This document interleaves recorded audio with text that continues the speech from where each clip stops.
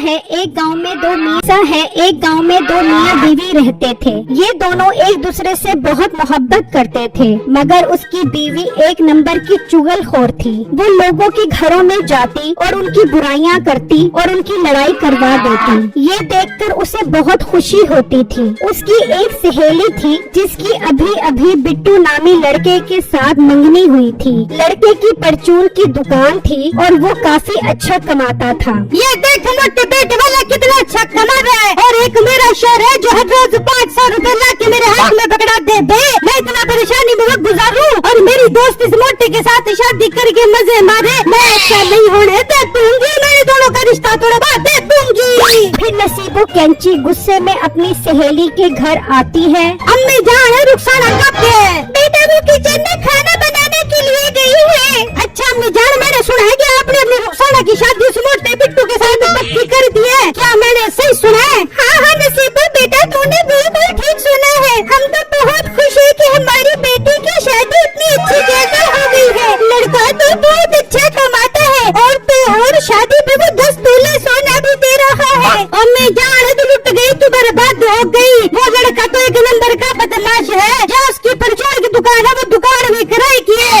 और तो अम्मी जान झूठ इतना बोले कि बस पूछो ही ना। मुझे तो लगता है वो सोने का भी झूठ बोल रहा है। शादी के बाद तेरी बेटी को घर घुमाई बना के रख देगा। ये तू क्या कह रही है? तुझे कैसे पता चला कि वो झूठा इंसान है? अम्मी जान आप बिना कसम से बोल बोलियो, वो लड़का मेरे शोर मिठे का दोस्त है। मिठे नहीं, मुझे उसके बारे में सारा कुछ बताए। उसकी बेटी खिड़की में खड़ी ये सारी बातें सुन रही होती है कि नसीबो कैंची उसका रिश्ता तोड़वाने का कह रही है। अम्मी जान मेरा काम था आपको सच सच बताना। अब आगे आपकी मर्जी कि आप अपनी बेटी की जिंदगी बचाती हो या फिर बर्बाद कर देती हो।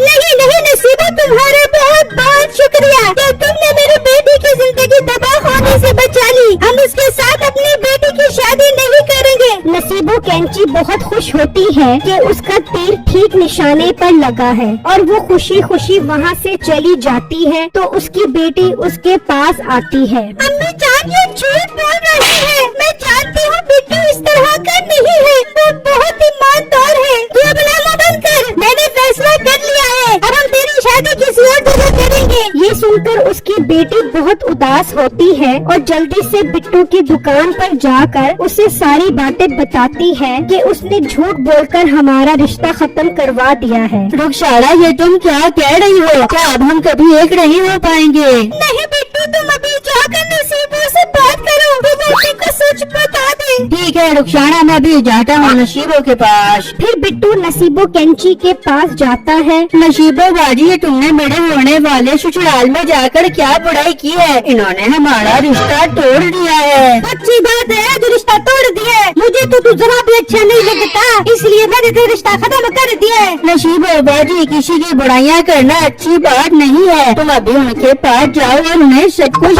सच बता दो। नहीं जा दूंगी, मैं उनके घर कभी नहीं जा दूंगी।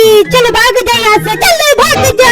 अच्छा मतलब तुम अपनी हरकतों से बाहर नहीं आओगी? अगर ऐसा है तो ऐसा ही सही। देखो अब मैं क्या करता हूँ तुम्हारे साथ। फिर बिट्टू वहाँ से चला जाता है और एक जगह बैठकर सोचने लगता है कि अब उसे क्या सबक सिखाया जाए। फिर उसके जहन में एक बहुत जबरदस्त आइडिया आता है और वो नसीबो कैंची के घर के बाहर आकर खड़ा हो जाता है। कुछ देर बाद वो अपने घर से निकलती है तो वो उसके घर के अंदर चला जाता है। ओए तू कौन है? मेरे घर में क्या करने आया है? मैं जो भी हूँ, तू ये बता नसीबो कैंची कहाँ है? क्यों, क्या कहना है तूने उससे? क्यों पूछ रहा है उसका? हाँ उससे बहुत जरूरी काम है, मैंने उससे बहुत जरूरी बात करनी है। अपने मोटे मुँह से मेरी बेगम का नाम मत ले, जो बात करनी है मुझसे कर। अच्छा तो तुमसे करूँ तो ये लो 5000 रुपए जॉनी ने दिए हैं। कह रहा था कि नसीबो कैंची को दे देना। ये तू क्या बात कर रहा है? ये जॉनी कौन है? मुझे क्या पता जॉनी कौन है, अपनी बीवी से ही पूछो। उसने कहा है कि नसीबो को 5000 रुपए दे देना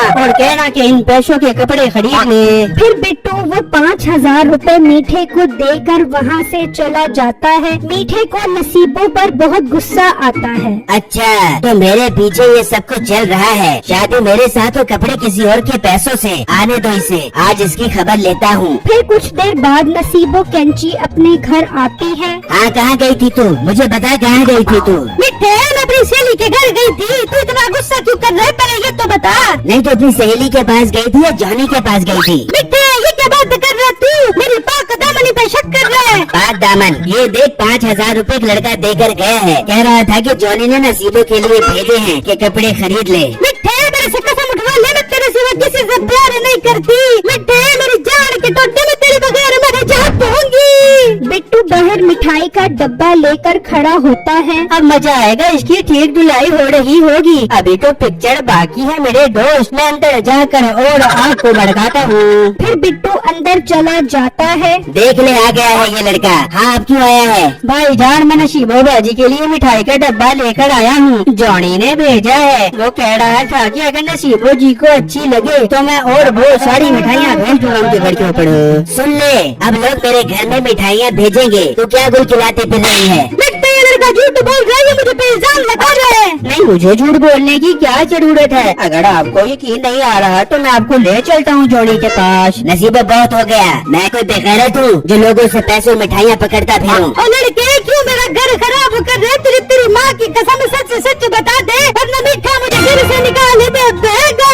अच्छा, अब तुम्हारा घर खराब हो रहा है तो तुम्हें बुरा लग रहा है, और जो तुम मेरा घर खराब करके आई हो उसका क्या?